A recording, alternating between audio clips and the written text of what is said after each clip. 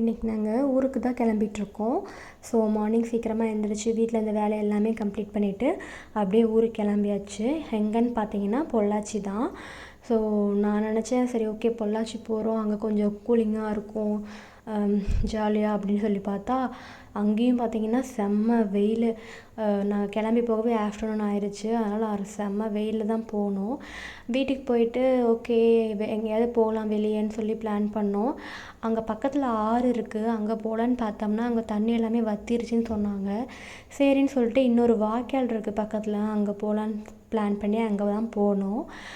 வீட்லேயுமே வந்துட்டு car wash பண்ணணுன்னு சொன்னாங்களா, அதனால் அந்த வாய்க்காலில் போய் வாஷ் பண்ணிக்கலான்னு சொல்லிட்டு அங்கே தான் போனோம். சரின்னு சொல்லிட்டு நானுமே அங்கே கொஞ்சம் நேரம் தண்ணியில் விளையாடிட்டு இருந்தேன்.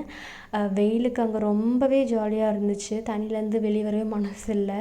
ஆக்சுவலாக நாங்கள் ஒரு 3 o'clock அப்படி போனோம். ஆனால் கிளம்பி வீட்டுக்கு வரது பார்த்திங்கன்னா ஈவினிங் மேலேயே ஆயிடுச்சு, இருட்டிடுச்சு.